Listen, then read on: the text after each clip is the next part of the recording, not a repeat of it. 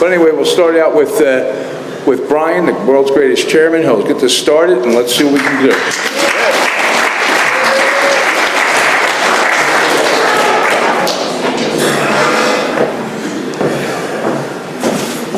Okay, good evening, ladies and gentlemen. Welcome to the Conscious Contact Speaker Group of Alcoholics Anonymous. My name is Brian, and I'm an alcoholic. This is a one-hour speaker meeting that meets at St. Paul's Lutheran Church, 301 North Main Street in Doylestown, PA. The food and the fellowship for this group starts at 8 o'clock, and the speaker comes on at 8:30. The business meeting for this group meets every Saturday, 7 p.m. to 7:30. Feel free to come early and join us. The purpose of this group is to provide a consistent message of hope and recovery through God reliance and service to others through the practice and teachings of the 12 steps. We record all speakers so that others can benefit from their message of recovery. If you wish not to be recorded, simply ask. This is an open meeting of Alcoholics Anonymous. The group would like to welcome everyone, especially newcomers. Is there anyone that's new or visiting from out of town that would like to introduce themselves on a first name basis so that we can welcome you? Yeah. Hey, Brian. Welcome. Anybody? That's it? Okay, cool. Oh, yeah, right there. Hi, Chris. I'm alcoholic. Hey, Chris. Welcome, welcome. Okay, we got everybody good. The Conscious Contact Speaker Group encourages sponsorship. Would anyone with a working knowledge of the 12 steps and that is willing to sponsor, raise your hands? Okay, so we got a lot of people willing to sponsor. If you're new, grab one of those people after the meeting. We'd love to talk with you, help get you into the solution a little bit. Are there any announcements from the floor for the good of AA? Yeah, Nick. My name's Nick, I'm an alcoholic. Nick. During the 7th tradition, if you don't have cash, you will make a donation. I do have a Venmo for our group.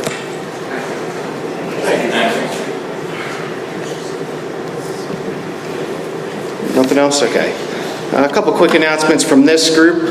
This group has a sister book, which is a big book study meeting. It meets every Thursday, 7:30 p.m., just up the street here at Salem UCC Church. That's 186 East Court Street in Doylestown. And the coffee for that meeting's on at 6:15, so again, feel free to show up early and join us.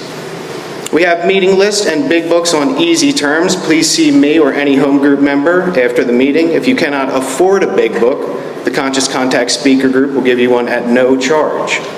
Anyone willing to make donations for the purchase of big books and CDs to help those who can't afford them can put their donations in that jar on the back table marked Big Book and CD Donations. All CDs are available free of charge.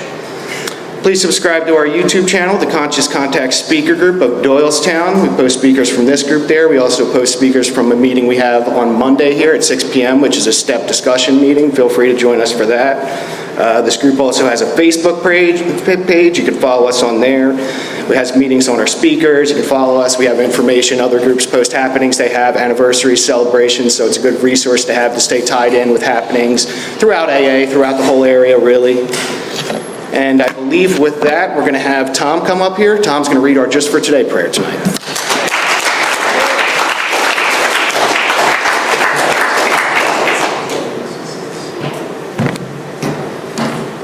I'm Tom, an alcoholic. The Just for Today prayer. Just for today I will be agreeable. I will look as well as I can, dress becomingly, talk low, act courteously, criticize not one bit, not find fault with anything, and not try to improve or regulate anybody but myself. And with that, let's help me welcome Jim to read the preamble.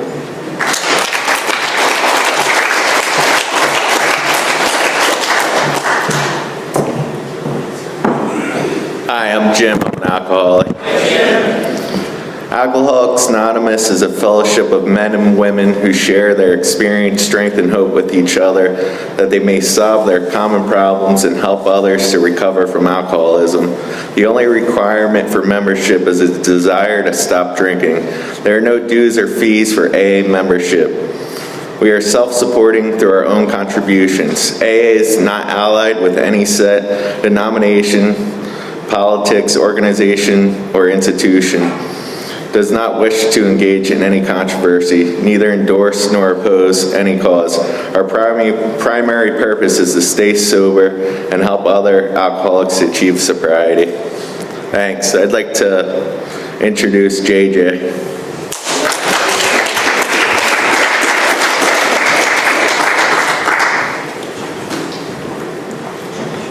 My name is JJ. I'm an alcoholic. These are the 12 steps of recovery.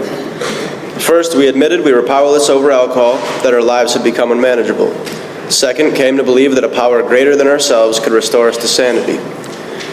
Third, we made a decision to turn our will and our lives over to the care of God as we understood Him. Fourth, made a searching and fearless moral inventory of ourselves. Fifth, we admitted to God, to ourselves, and to another human being the exact nature of our wrongs. Sixth, we're entirely ready to have God remove all these defects of character. Seventh, humbly asked Him to remove our shortcomings. Eighth, made a list of all persons we had harmed and became willing to make amends to them all. 9, made direct amends to such people wherever possible, except when to do so would injure them or others. 10, continued to take personal inventory, and when we were wrong, promptly admitted it. 11, sought through prayer and meditation to improve our conscious contact with God as we understood Him, praying only for knowledge of His will for us and the power to carry that out. 12, having had a spiritual awakening as the result of these steps, we tried to carry this message to alcoholics and practice these principles in all of our affairs. And with that, Brian's going to come up and introduce our speaker.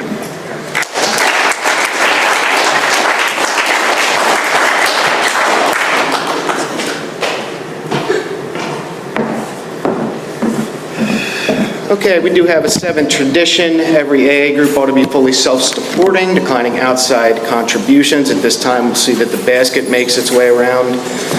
There are no dues or fees for AA membership, but we do have expenses. Your contributions help us to cover the cost of food, rent, big books, CDs, events, workshops, and the likes. There's absolutely no smoking on the church property. That's the church's policy. We have a good relationship with the church. They just ask that we keep the premise clean, so just be considerate of that as you're coming and going from the meeting.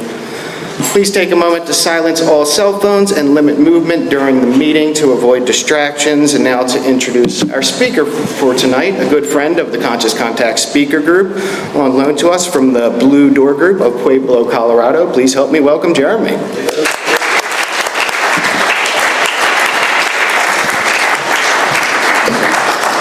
Yes, sir. Howdy, everybody. My name's Jeremy Farson. I am an alcoholic. So, I just want to say first and foremost, I don't even know how I got here. I'm a total fraud, right?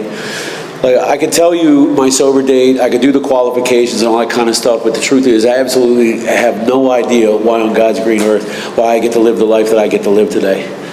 I did not work very hard at my program. I was not a good person that made some mistakes that came in and asked how to change. That is not my story, ladies and gentlemen. My story is I didn't have your self-centered fear. I didn't need prayer. I didn't need God, and I didn't need anybody's helping hand to put me back together. I didn't need anybody in or anything ever. And I lived my life that way as far back as I can remember. And if you would have asked me about why I was the way I was, I would have told you to mind your own business. I would have told you to leave me alone. I would have told you that unless you're writing a book about me, don't ask any questions. Merle Haggard has a line that says, ask me no questions, I'll tell you no lies. And that's exactly the way that I lived my life. And the problem is there's not enough in 750 milliliters of Jim Beam to be able to fix what's wrong with this guy right here. And I know because I tried. And I tried, and I tried, and I tried.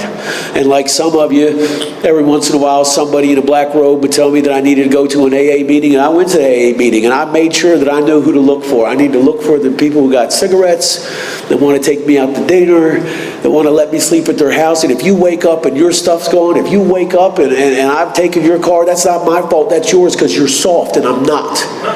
I take what I need, and I look out for me.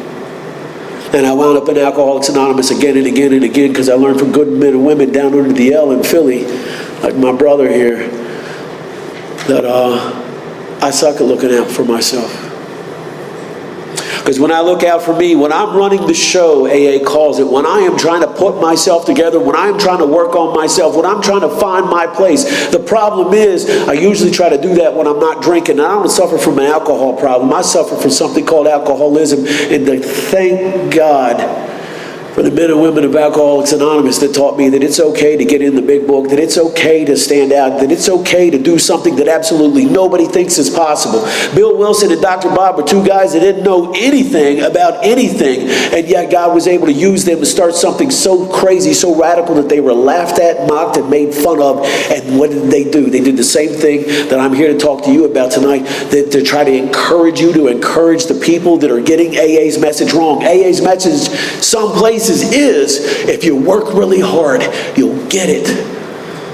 And that is not in the big book of Alcoholics Anonymous that I've ever bought. I can tell you that what my book has to say in there is basically the short story is the impossible becomes possible. So I guess that's why I'm here. I'm not a good guy that wanted to try. I didn't think I had a problem with drinking. I knew I didn't have a problem with drinking, which is why back in 2004 when Big Book Joe tricked me into his car. There's a movie, E.T., in like 1974, 2004. That's a lot of bourbon.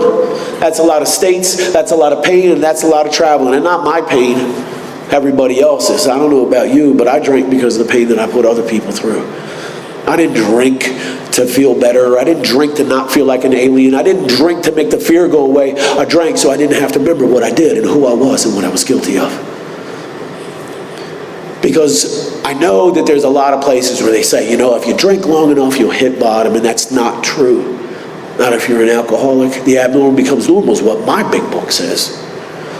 So as things get crazier, I get crazier, and then I get worse, and then things get worse, and then things get dark, and I get darker. And no matter how bad it gets, I just become less and less and less of a human being until someplace I lose my humanity. And then the worst thing that happens is I sober up. I know I got these ghosts. You shouldn't try to stop drinking on your own if you're drinking to live and living to drink the way I was, trying to hide the pain in 30 years of living life on this planet, not being able to get enough booze in me to fix what's wrong with me. What's wrong with me? Why is every time that things are going good, I make them bad? I'm working on myself. Things look good. I didn't know that is the primary difference between a non-alcoholic and somebody who suffers from alcoholism. Somebody who suffers from alcoholism, they stop drinking, things get worse. Forget the DTs. That's not scary. Yeah, I could die. Big deal. I'm shooting at you. You're shooting at me. One of us is going to go down, and it ain't going to be me because I'm not soft. And the problem is, I do things that I don't want to do. And I hurt people. But I tell myself I have the right to hurt. That's the job. Your job is building bridges. Your job is to paint. Yours is to install floors. Mine is I get paid to hurt people. And I can't see that the only person that I'm really, really effectively fooling into believe that I know what I'm doing is me. I'm not a con artist. The only person that I ever fooled into thinking I was living a life was me, because I wasn't living, I was surviving. And if you understand what our book says, it says on page 18, the ex-problem drinker who is properly armed with the facts about himself. What are they talking about? They're talking about sponsorship. And for years I thought it was when you become those people on that side of the fence, when you become one of them, when you become good, when the universe, when God himself comes down and says, it's your turn, you are blessed. And I thought that you just wake up that way. And I thought that no matter whatever happens to me, I'm never going to be on that side of the fence, ever. Or catch me talking about the book or about God, about being the messenger or the miracle. But there's people in Alcoholics Anonymous who know what the rest of that paragraph says at the very end. It says, until such an understanding is reached, little or nothing can be accomplished. I completely missed that for decades. Court mandated. People that you know suggest you go to AA, or you can't sleep there. It's a thing. People are funny like that. And I didn't understand what that paragraph is talking about. It's not talking about the sponsor that I sit with, and I had a good one. He wasn't perfect, but he did like that kid Elliot did in that movie E.T. He finds out there's an alien there, and I was certainly an alien. I don't know how you got here, but I was an alien of some sort. And in the movie, what the kid does, he takes this little trail of Reese's Pieces to get the alien into the house. And Big Book Joe did that to me with Newport. So like a little Newport cigarette here, and a Newport here. Come on, little boy, we're going to read this book. Joe, I don't need to. I don't need to read the book. I've read a lot of books, and it don't fix. What is it going to do for me? It's not helping, man. And why are we getting out of the car? Why are you kneeling next to the car? You think I'm praying? Are you out of your mind? God don't love me. He might like you. But if you knew what I've done, you would know that God don't want people like me. There's dirt on my hands, and don't come off with soap or a statute of limitations. I know that I don't deserve to be sober. I know that I don't deserve to be here. And I'm no good at drinking, enjoying it. And I'm no good at not drinking and trying to enjoy life. So something's got to happen here. Why are we getting out of the... Why do we have to pray here, bro? Orthodox in Worth, in Frankfurt, down around the way in Philly, right?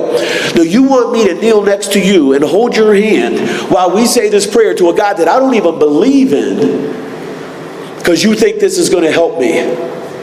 I know all about the big book thumpers. I know all about them. They're like spiritual weirdos, right? They come from pain and shame and guilt and desperation. And they turn into people that have an appreciation for life like you cannot even imagine. They freak me out because they live and they vibrate out of this place, this 4-letter word of hope. And where I come from, we don't believe in hope. We don't believe in help. Don't believe in love. But the fact that this dude is kneeling next to his car holding his hand out impresses me, right? The guys I run with, if somebody wants to show you a knife or show you a gun, they hold you the handle first, right? And make themselves vulnerable. And what earned my respect that day is that this dude wasn't telling me to do something, he was doing it, inviting me into it. And I don't know if you understand the kind of fake gangster that I was trying to be. The fake imitation machismo, shoot 'em up, die early, I'm out of here.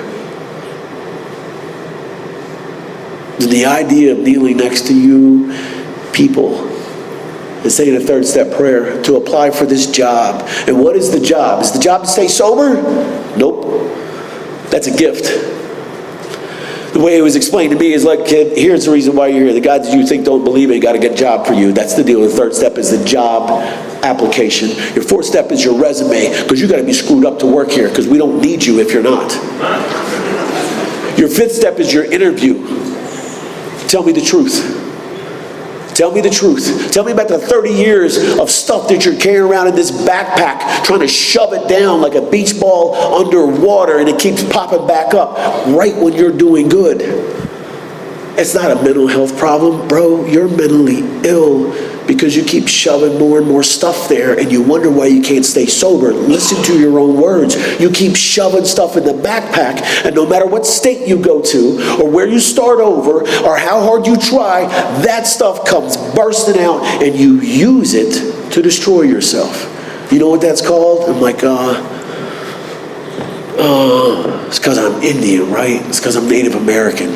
My people have a problem with firewater. He says, your problem's not that you're Native American, you dummy. Your problem's you're an alcoholic and you're actively participating in your own demise. This 5th step is an interview. It's very, very simple. You got to do these mental steps to do the job, and the job is doing all the work and accepting none of the credit. That's the deal. Picking people up and putting them on your shoulders. And I'm like, hold on. I got 6 days sober. Do you have any idea how bad they're grinding me up for being super sober? Bill Wilson Jr., the Pocahontas of AA. And like this all started, like I don't even know what happened. I think you like heebie-jeebied me or bamboozled me. I don't even remember what the 3rd step prayer said, but I know that I'm doing it every morning, and I know I'm doing it throughout the day because I told Joe, like I just want to hit people. I just want to hurt people, man. Like I'm coming undone. Like I'm in this recovery house and I'm trying to do good, but that November 27, 2004 is not a big deal. November 30th, 2004 is a big deal because that's the day that I came out of a bathroom because I was going to be thrown out of recovery house because I may or may have not have punched this guy in the face for telling me I couldn't stay sober if I didn't believe in God. The atheist can't be in recovery. And the truth is now, I wasn't an atheist, I was just terrified. if this thing works off God, man, like, I'm not God material, you understand? I'm dark. Like, I regret what I did, but I had to do what I had to do. That's what you do when you call somebody for a job that you can't do. You call me, then I get it done.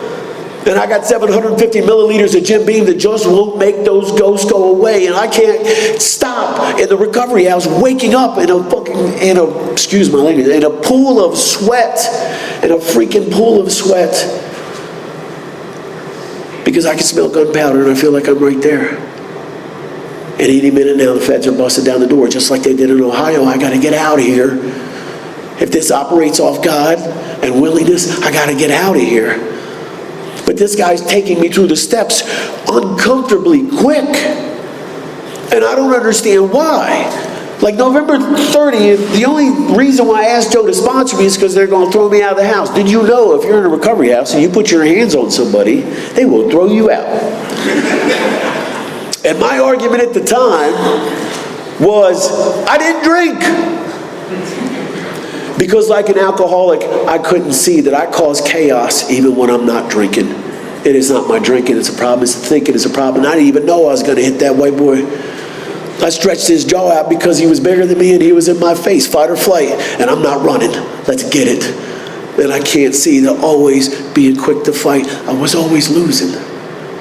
I didn't know that. I didn't know that we were doing step work. Like, I know I'm doing the book, and I know he's taking me through the steps, and everybody's talking to me, you're going too quick. Don't get too well too quick. Who do you think you are? And I'll tell you who I am. I got about 7.5 days, and I'm not waking up in the middle of the night anymore. So I'm praying, because I tell Joe, I just want to punch everybody. I want to punch the nice lady. Remember Miss Midge? She's got sober with like Moses or something. When he came down from Mount Sinai, she had like 4+ decades. And she's in the meeting picking up the ashtrays. And I'm like, Miss Midge, but you don't even smoke. And she said, people have been cleaning up after me my whole life. It's about time I return the favor. I want to hit her. Guy in my recovery house, he wants to share about his recovery. He hasn't taken any of the steps, but he's got a whole lot of opinion about the steps. The steps, the steps, the steps. You do the steps too quick, you'll drink. And I'll argue with him, because at that point I didn't know. It wasn't until I told Joe, very loudly, while asking him for cigarettes, because that was our deal, right? I take his cigarettes, and he little by slowly, and I'm not condoning cigarette smoking. What I'm saying is, I thought I was getting cigarettes from the student. What he was doing was giving me a whole brand new life. And I don't know why. Because he don't know me. He ain't from my hood. He ain't family. He don't owe me nothing. And the life that I live, you don't trust nobody trying to help you for no reason, right? Somebody's got a motive. They always got a reason. Don't take nothing from nobody.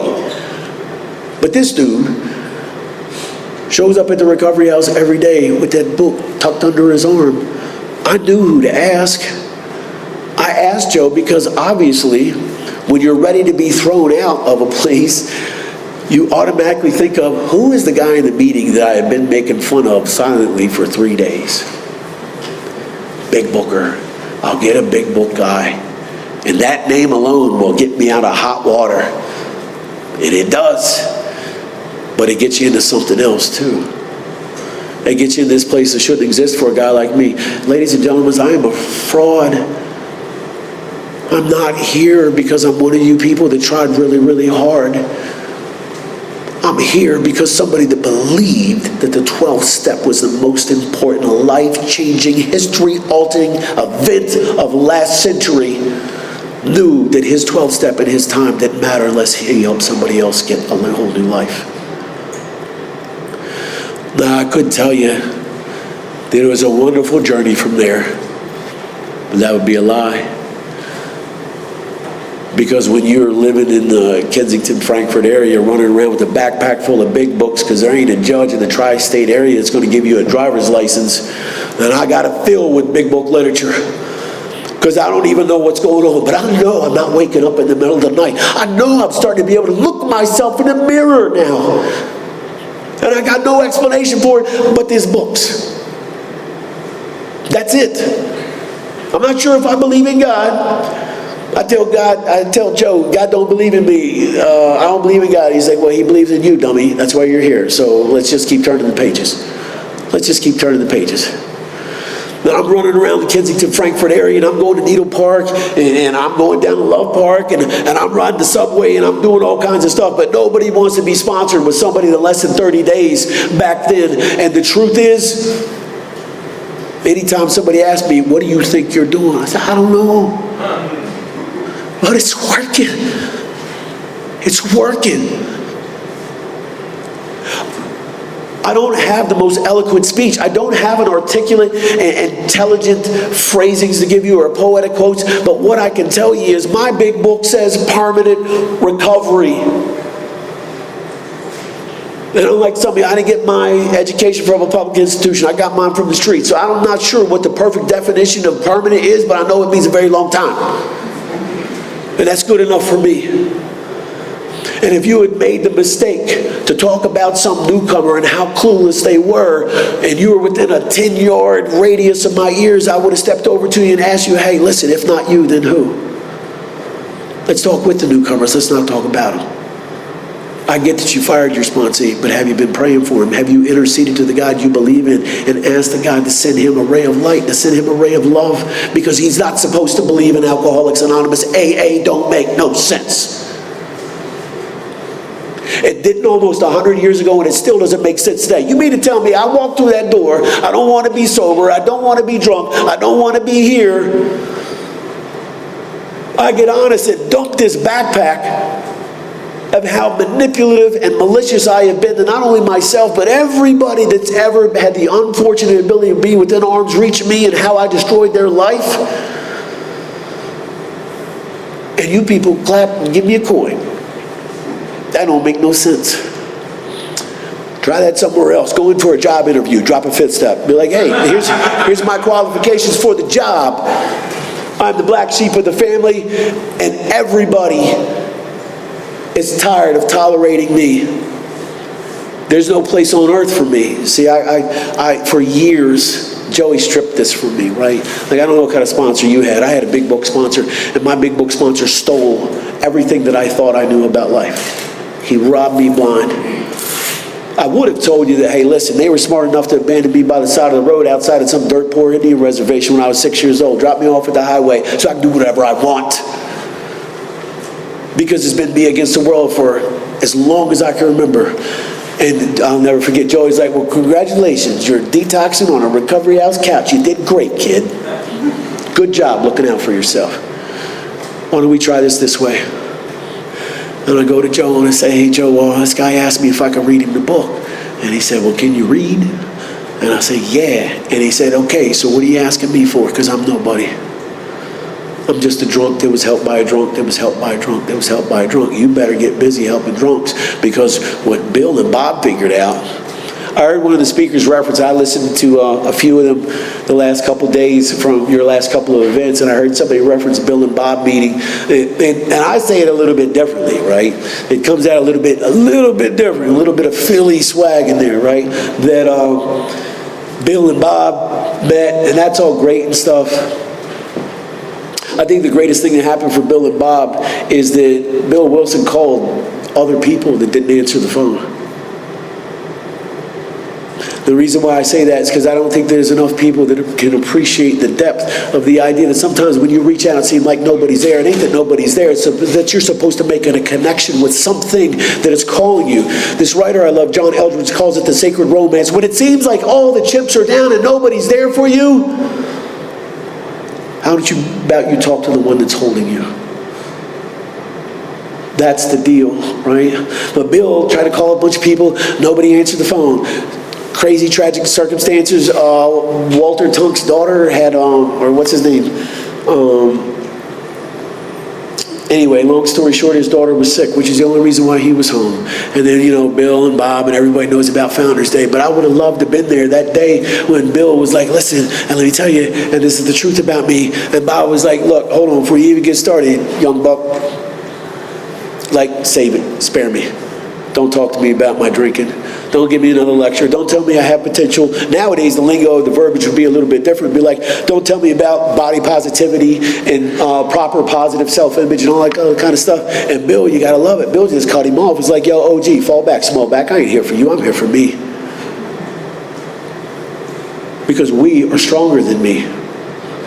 We possess this life-saving ability to be able to live in a time and place where we have this publication to where the free radicals of Alcoholics Anonymous are the same that they used to be almost 100 years ago. Yes, we're talking about Big Book, and yes, we're pounding on the Big Book thumper, and somehow it's become a thing, and it's like a bad word, and people want to fit in, and like, well, I don't want to be a big book thumper. I'd rather be talking about the book, because the one thing for sure is I didn't write it. It has nothing to do with me. I'm not here to tell you that it worked in my life. I'm here to tell you that it is proof, like our literature says, that we still live in an age of miracles. I believe that it's our job to go into the neighborhoods where you're not supposed to be in. That's where I come from. That's where I've been running around and sponsoring guys since I hit the ground running. I'll never forget, Joey opened his car door and he's like, all right, so that's it, kid. There's Frankfurt, that's Kensington, go get him. And I'm like, all right, let's do it. Give me a cigarette. And I get out the car and I'm ready and I'm tough because I figured this out, right? Because like there's some people, Dave and Johnny and Biker Rich and all them guys, they made it cool, man. They made this whole thing of freedom cool. What are we selling? We're selling hope. Not one big book at a time, one family at a time, because that's how it works. It's not the prospect. You're never sponsoring just the prospect. That we have a spiritual responsibility to everybody that we interact with and say, hey, listen, you're having a terrible day? Guess what? I think you're beautiful. I think you have no idea how amazing you are. I think you may have forgotten the reason why you don't feel like life is all sparkly and glittery and all that kind of stuff, because it's been a while since you sat with somebody and showed them what the book says and loved them through every page. Because none of the action means anything. If I tell you about my inventory, if I tell you about the routine, if I tell you about the discipline, but I have lost touch with the Creator and I'm just worshiping the creation, then it all falls down. That's what we have, is this beautiful society where we have the ability to reach into people's lives and say, hey, listen, I know you, because it takes one to know one. That's how this works. Your life's been tough. Guess what? It's going to get tougher, but I got your back. I got you. Not because I'm a good person. I'm not like a lot of people to get this gift and they say, this is great, I want to help as many people as possible. That's not my story. That day, Joey opened his door, reached over and opened the door, and I asked him for the cigarette, and he hands me the book, and I was like, all right, I got it. And I don't even make it all the way around, and I turn back and I start to hand him back the book, and I said, Joe, I can't help nobody, bro. I'm not you. And if anybody's qualified to help people restart their life and introduce them to God and make them feel and show them the things that you've shown me, it ain't me. I don't belong on this side of the fence. I need to go back where it's dark, because that's what I know. I know I'm guilty. I'm not like some of you. I know there's blood on my hands. That didn't go away because I got a couple of coins or a couple of years. And what he said was something that's so simple, so elementary, but it changed my life.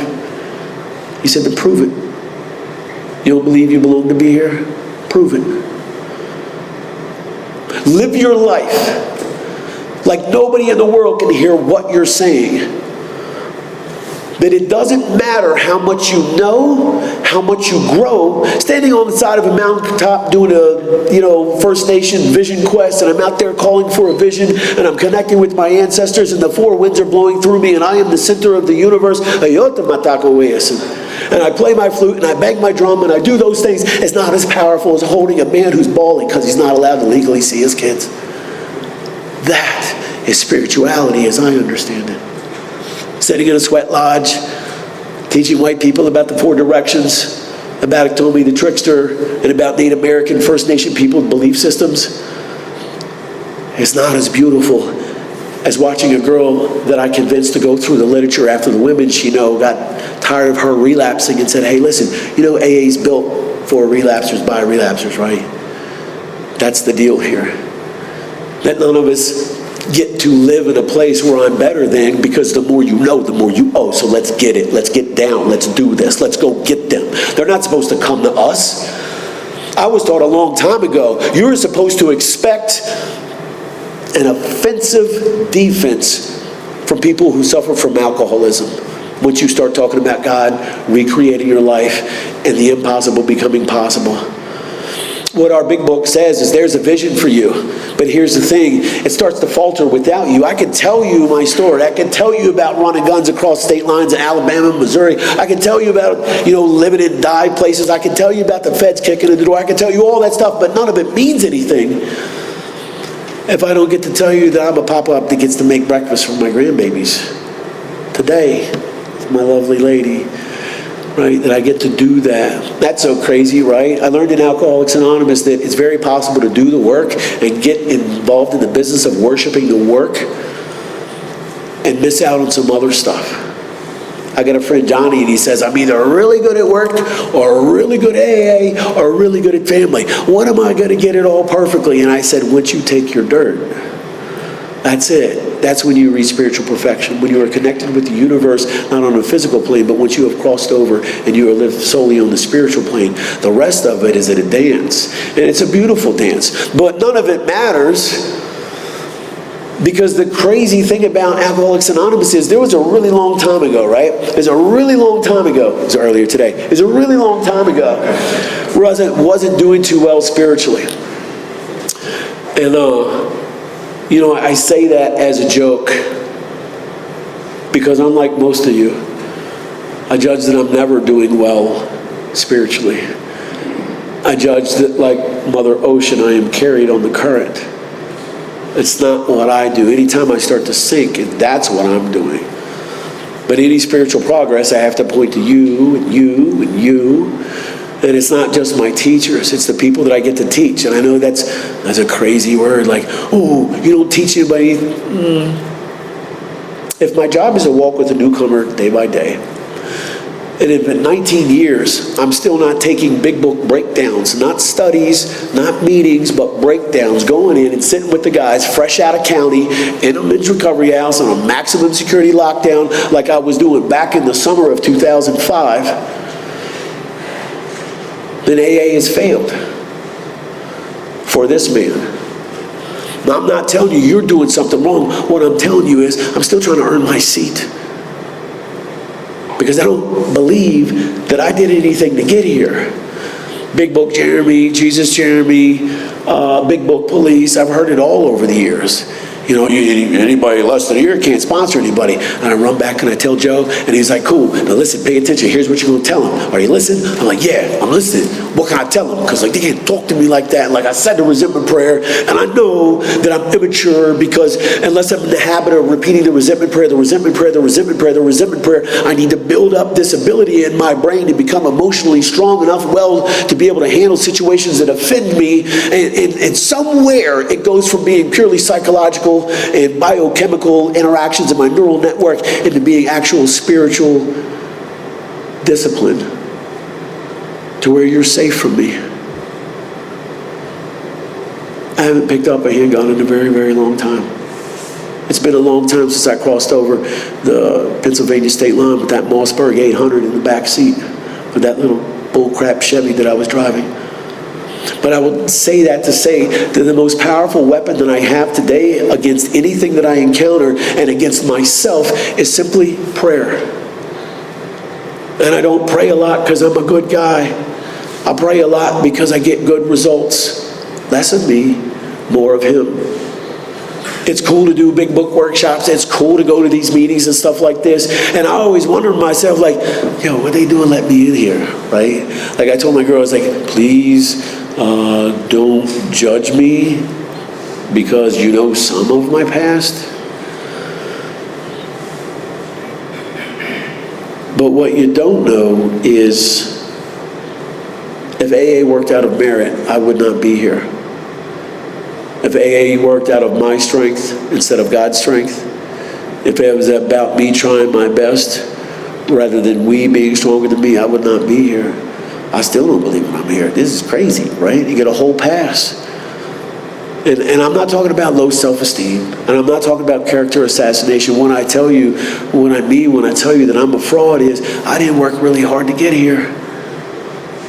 I came here with blood on my hands and sins that don't wash away with soap.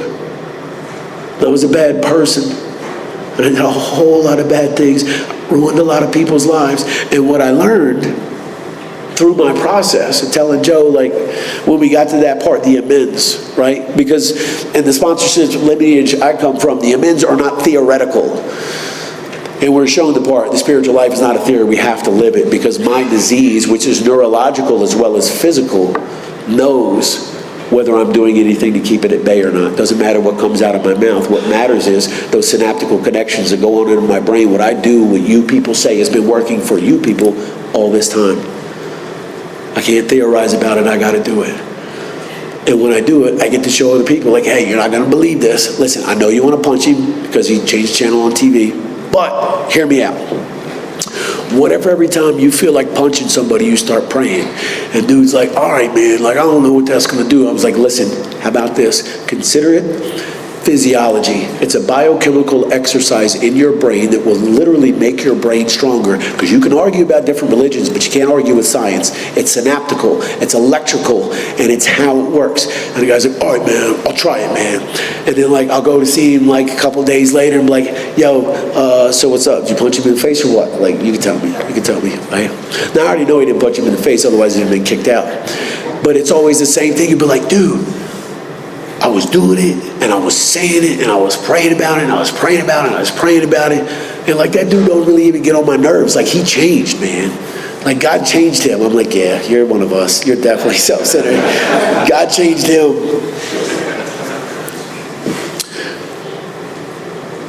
What if I told you that I seem to specialize in being able to connect with the ex-cons and ex-military, and I get to do spiritual workshops and men's retreats and Vets Journey Home, where we help men and women that have saw action overseas who suffer from PTSD, who have been discharged a while ago, actually get here, even though they've been here for a while.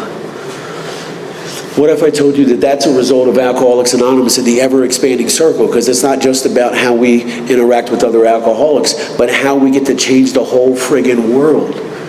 And how do we do that? A little bit of hope, a little bit of effort, and the literature. Still to this day, I'll run into somebody, I'll see him from, the old neighborhood or whatever, be like, yo, you still doing this? And I said, and it's always the same response. It's either this or living like a demon straight out of hell. And I've lived both lives, and I like this one better. I get to pitch my granddaughter on the swing. I get to be a present father. Beyond that, I get to help other people be present fathers. Yes, I sponsor women as well, because guess what? There's not a book version for women and a book version for men. It's the same book over and over and over again. And people say, well, aren't you worried about motives?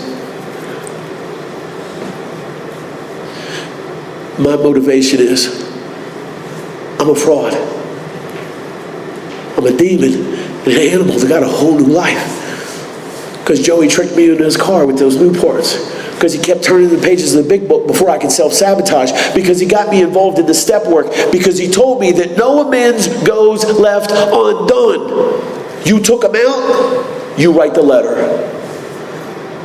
And as big as a gangster as I thought I was, what I can tell you is when I was at Wissinowie Park, he took me to Wissinowie Park, and I got this notebook full of letters that I wrote to people, and I don't even know who I was shooting at, but I know people fell down, and it was them or it's me, and I'm trying to tell myself I'm justified in it, and I bawled like a baby every single one of those letters.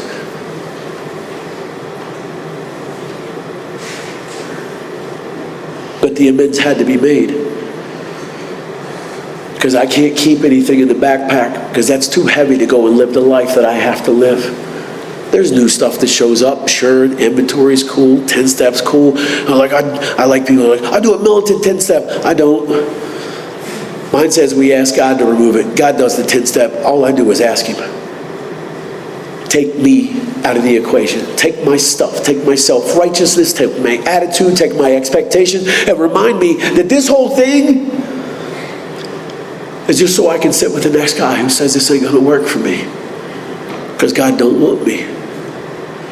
I like it better when say, God, only God. And I get to say what Joey said, don't worry about it, goofball. God believes in you. That's why you're here. Because AA, as far as I can tell, is just a bunch of Humpty Dumptys putting other Humpty Dumptys back together again, cheering each other on. You had a hard day today? You had a bad week this week? Call me. I'll come over, sit on your couch. We can pray about it. If you need to, we can both get down on our knees, pray about it, and when you're done doing that, we can cry about it. I'm good. Let's do it. Because sometimes I don't have a solution, and you don't have a solution for stuff that people go through. But what we can do is the one thing that Bill did for Bob, that so many other people have done for so many other people, and tell them there is a way on which we absolutely agree. It takes one to know one, and none of it matters unless you tell somebody. You got to tell somebody. I love traveling around and telling people, hey, guess what? I don't know who you are, but I know, listen to this, this is so cool the way this works. You will be used as an extension cord to transmit power to the powerless if you'll allow it to happen. But you got to keep the channel clear. And guys are like, and I get the same thing every week, right? Every week we go over to that house on Wednesday night, and the guy's like, so what you're telling me is I got to help somebody in order to help myself. And I say, no, let's go here. See this? See where the fancy numbers are before they get to the regular numbers? What it says right here is he suddenly realized in order to save himself, he must carry his message to another alcoholic. That's what that says. I'm just copying what it says. I think my biggest role in Alcoholics Anonymous is to tell people, don't judge too quickly the guys that walk with their hat to the side and they got the bounce. I was telling my beautiful, amazing, you won't believe the way this whole thing works, right? I thought I met a woman. Turns out she had her eye on me already, which I didn't even know because, like, I'm oblivious, right? I'm like, my diet ordinarily is cigarettes, monsters, and Jesus. That's the thing, right? And people say, well, how can you be a Native? I've seen your truck, bro. You got all these scripture verses on it. How can you be a Native American and talk about the divine feminine, but you're also like a Jesus freak? And like, what's up with that? And what does that really mean? And I say, well, listen, maybe you got to talk to your sponsor because AA taught me that I can choose any conception I like. I have thousands of years that run in my ancestry of believing in the divine feminine, Mother Nature, Mother Earth, Mother Ocean, that which holds us. I also today don't push on anybody, but for this center, no offense to anyone, any of my children, my grandchildren, my mother, anybody, those who adopted me in the family, that God gave me through that. But the best, most intimate relationship I have in my life is a personal, passionate relationship with Christ Jesus, who was willing to take the place of this guy and give me something else. And I got to take the altruism that I learned about here. I'm not doing good because I am good. I'm doing good because I'm trying to get there. You understand? I got this file of dark, evil, and ugly that is written in the book of life. I'm just trying to make this file have something in it before I check out and take my dirt. So what does that mean? What that means is not talking about simply about how awesome Alcoholics Anonymous is, or about how beautiful it is to sponsor people and watch them sponsor people, but to remind people in Alcoholics Anonymous to pray for the non-believer, to pray with the person who is struggling, to pray for the person that you want to get even with, we'll say. It's the nicest way I can say it. He said no cursing, so, I'm trying to do what I can do here. The reality of it is here, it is so great that you're here, Johnny, man. Like, I just gotta say, man,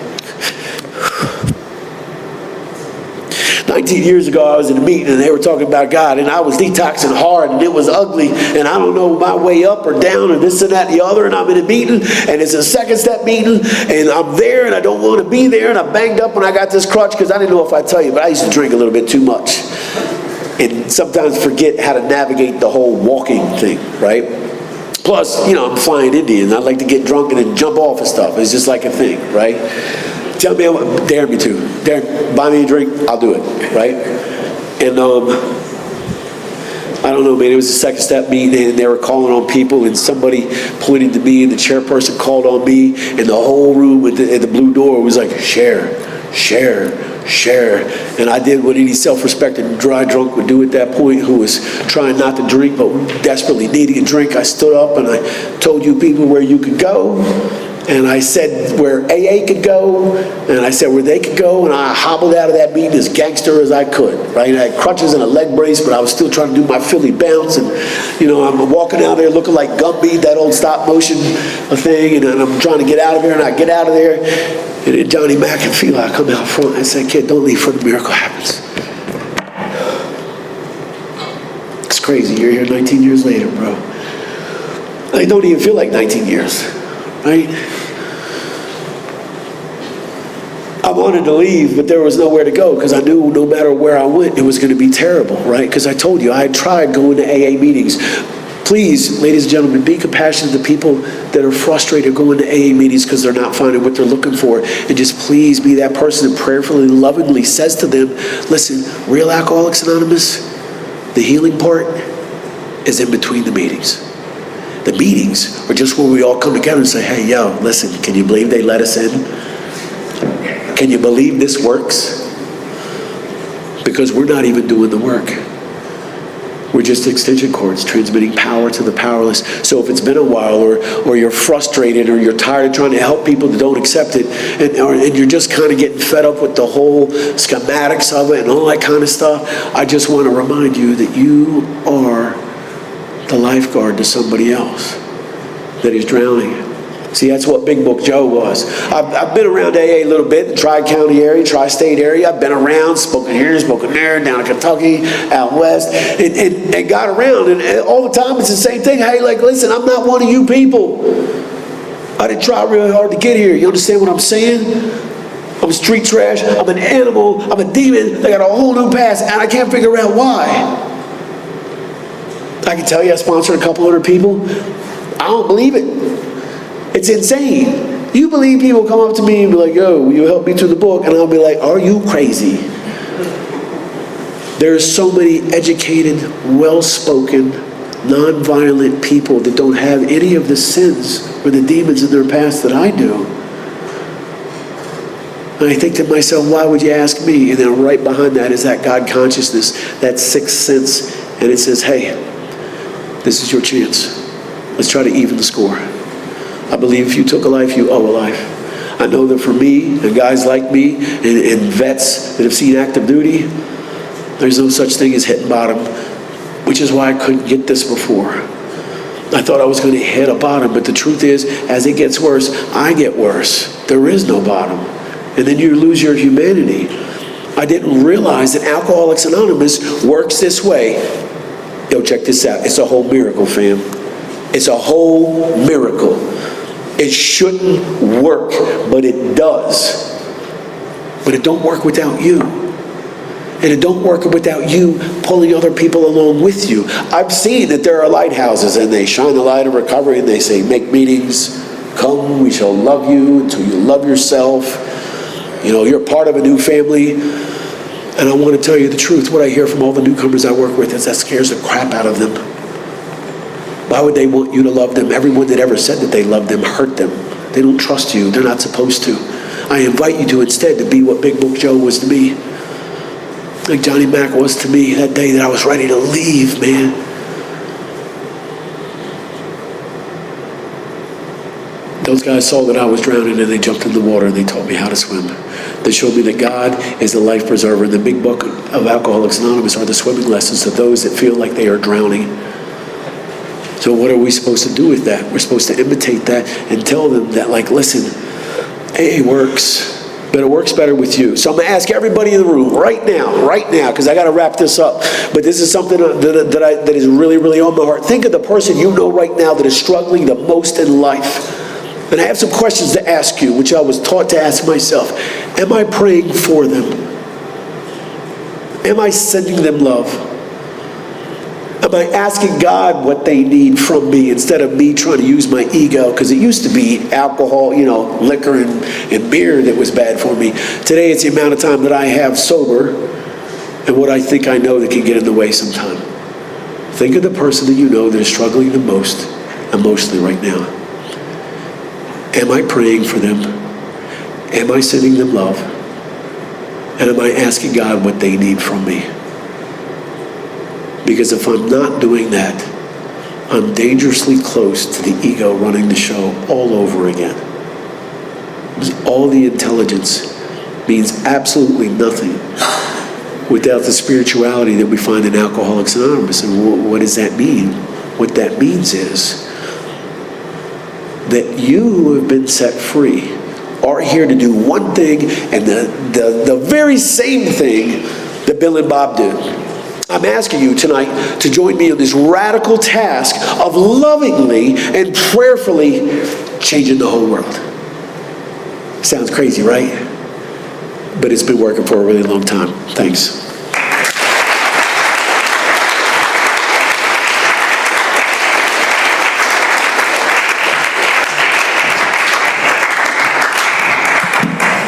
Thank you, Jeremy. Powerful talk. Let's thank Jeremy one more time. Thank you.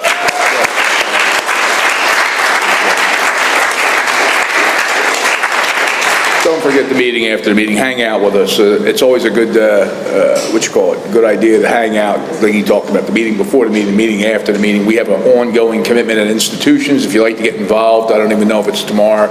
I'll get the call tomorrow whether it's on or not. But we like to go into treatment centers, carry this message to the sick and suffering. We donate big books to them. We do whatever we can to bring them a message of hope and recovery. And if you'd like to be part of that, please hang out. Let's thank our coffee maker, Howard. He's killed himself.